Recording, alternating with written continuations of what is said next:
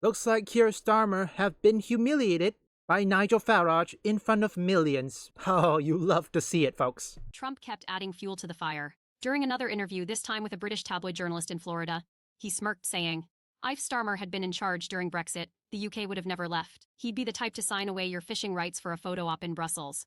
That clip was quickly shared on social media, paired with footage of Starmer campaigning for Remain back in 2016. It didn't matter that Brexit felt dated. What mattered was Trump had successfully tied Starmer to a betrayal millions still felt strongly about. Pressure started to mount. Inside Starmer's inner circle, one aide reportedly lost it. This campaign was built on control and steadiness, but Trump had just blown a massive hole in that plan.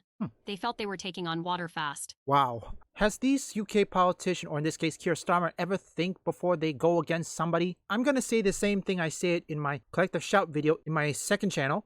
Keir Starmer, what's gonna happen if you suddenly, I don't know, censor someone who has ties to the CCP government, or the Russian government, or what else? Oh yeah, or better yet, the Mexican cartel, the President of the United States. What, you think you won't get backlash? Well, think again, because sooner or later, you might mess with the wrong person that will end you. Or in this case, end your career deep in the ground. Kaput finito. Even Starmer's once loyal media allies began questioning him. A Guardian editorial wondered whether Starmer's cautious style had become a liability.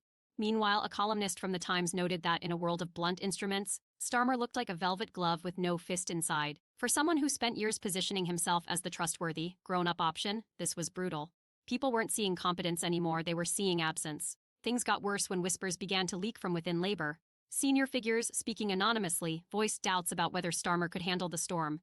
One shadow cabinet member reportedly said he's got to hit back, or he's finished. If he doesn't show some fight now, the public will think he never had it to begin with.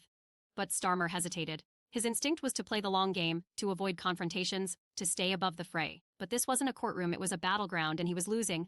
Outside the political arena, public sentiment continued to shift. Well, that's good he's losing, because if he go against the US, he's gonna lose more. His groups in swing constituencies revealed a grim reality. Voters used terms like soft, absent, too nice, and most worryingly, not strong enough. These weren't just political critiques, they were visceral reactions, and visceral reactions tend to influence elections. Meanwhile, Nigel Farage, never one to miss an opportunity, ramped up his own campaign. Speaking on GB News, he claimed, "This is exactly what I've warned about for years. We've got globalists on both sides of the aisle, but with Trump, you know where you stand. With Starmer, you don't even know what he stands for." That clip reached hundreds of thousands online in record time. Suddenly, Farage wasn't just a secondary character. He was becoming a powerful voice amplifying Trump's message, gaining momentum with each word. Maybe Nigel Farage could be the next Donald Trump in the UK. Well, yes, he might not look a similar age than Trump. How old is Nigel Farage? I think I'll check it. If I found it, I will put it in the screen. But I have to say, at this point, Nigel Farage should be the UK version of Donald Trump. What do you think, folks? The most damaging blow, a leaked internal memo from Labour's campaign team that a Sunday paper published. This memo, reportedly penned by a senior strategist, revealed fears within the party that Starmer lacked the charisma or grit to respond effectively to international challenges. The memo warned that continued silence could cement a public perception of weakness.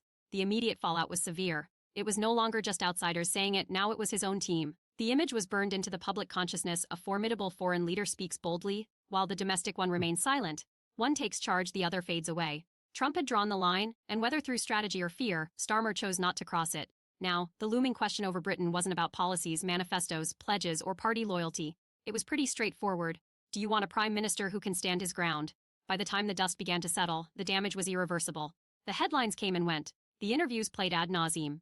The political class moved on to new sound bites and fresh outrage. But one thing lingered, an unmistakable image seared into the minds of millions. Donald Trump standing before cameras, criticizing the man who might soon lead Britain, while Keir Starmer was nowhere to be found. That is what we call putting your head in the sand. I think I'm gonna have to theorize that Keir Starmer knew. He knew immediately that he is screwed. So his solution is simple. Put his head in the sand. Ignore it. Which we all know that thing will not work because the whole world is watching, and with the general election is coming, it's not working. To all the people in the UK, congratulations. You did the impossible. I know it's difficult for you to do this without a fear of losing your job or getting arrested. But you did it. Congratulations. Mission accomplished. No rallying speech, just silence. In a world where perception shapes reality, Starmer's absence spoke volumes. In homes across the UK, families dissected the issue over tea. In pubs, strangers debated it over punts. On buses and in break rooms, discussions circled back to the same unsettling question: why didn't he say something? Even among those who found Trump arrogant or outrageous, his power was undeniable. He spoke with conviction, strength, and intent. In stark contrast, Starmer appeared like a deer caught in headlights, calculated but hollow, lacking the fire that voters desperately wanted to see. And therein lay the true cost. Leadership isn't solely about policies or promises, it's about presence. When a foreign leader lashes out on Lev TV, especially one as influential as Trump, people in Britain expect their own leader to respond. Not with snarky jabs or empty PR statements, but with strength, clarity, and courage. Starmer's failure didn't just make him look weak, it left Britain feeling leaderless. My theory is that Keir Starmer wanted to retaliate, but I think he knows if he tries to hit back at Trump, Trump's gonna bury him. Because he knows he can't go against Trump. That's the thing. He knows the moment he says something against Trump or whatever statement he put against Trump, Trump will bury him deep in the ground. And he knows he can't risk it. People have seen it and have seen his weakness. Labour insiders scrambled to repair the narrative. Briefings were conducted, and strategists insisted Starmer was concentrating on the issues that matter. But it was too late. The moment had passed, and it passed without him. For a party eager to project decisiveness, the irony was sharp. The leader they believed would be safe now seemed like the greatest risk of all. Not because of scandals or extremism, but because of a void. A silence where boldness should have been, a whisper where there should have been a roar. Meanwhile, Trump reveled in the chaos. He didn't need to say much more, his job was done. With a single televised interview, he had inserted himself into Britain's election and exposed a fracture that had always existed beneath the surface. A fracture of confidence and strength. With every hour that rolled by without a clear response from Starmer, that crack widened into a chasm. Even Labour's staunchest supporters began to cringe. Union leaders who once firmly backed the party started expressing concerns behind closed doors. Backbench MPs complained about missed opportunities. Younger voters, already disheartened by what they perceived as centrist caution, saw their apathy harden into something more dangerous: doubt. That's when the polls began to shift. First, it was subtle, a 2-point dip in a key swing area. Then came a notable swing among male voters over 50. Next, there was a collapse in perceived leadership strength. By week's end, Starmer's personal approval rating had plummeted to its lowest point in over a year. Not due to a scandal, not from a broken promise, but simply because of silence. That's all it took. So it took only that, a long silence, and he's done. Oh yeah, 3 strike, you're out. Looks like Nigel Farage has just humiliated, and the crowd exploded. Unbelievable. So I have to say that, again, it is beautiful to see. It is good to see Keir Starmer being humiliated in front of everyone, in front of millions of people in the UK, in real life, and millions more online. I'm probably certain people online are laughing at it, probably putting memes and putting t-shirts on it, and I'm 100% certain all of you who are watching this, you already got yourself a t-shirt.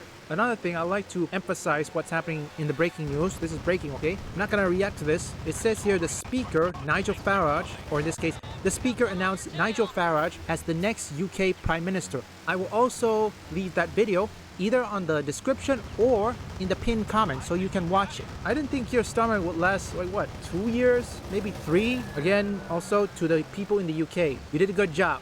And it's very difficult for you to protest without a fear of losing your job and most importantly, getting arrested. Because right now, I think after this, there's a few things I would recommend the UK fix. Stop arresting people for just saying stupid things such as, I don't know, I love bacon, or perhaps saying exercise, or saying this person is fat or something, you know, the type of word that many of these woke leftists would say, homophobe, transphobe, you know the sort. And also, and most importantly, the double standard on their sentencing, okay? It's really out of control the way I see it. And what else? Yes, don't ban VPN. If they ban VPN, they might as well ban school, because I'm 100% certain many schools will have to use VPNs to access certain topics that were unavailable. And most importantly, the UK Online Safety Act needs to be appealed or rewritten, because the UK Online Safety Act is not working, okay? Because that act has already been bypassed. Discord, somebody has already bypassed the age verification. How, you may ask?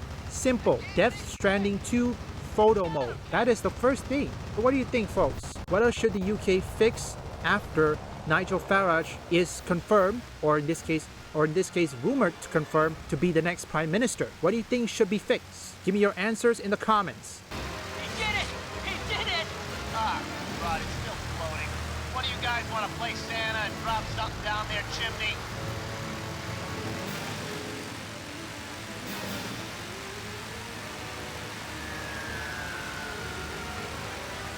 Your target is destroyed. Down for the count. Nice work there. I have a feeling I'll be seeing a lot more of it. Now let's get out of here before they realize I'm out of ammo. We won't tell him if you don't. Just follow the captain in. I'd never seen a pilot so fearless, or so good at taking on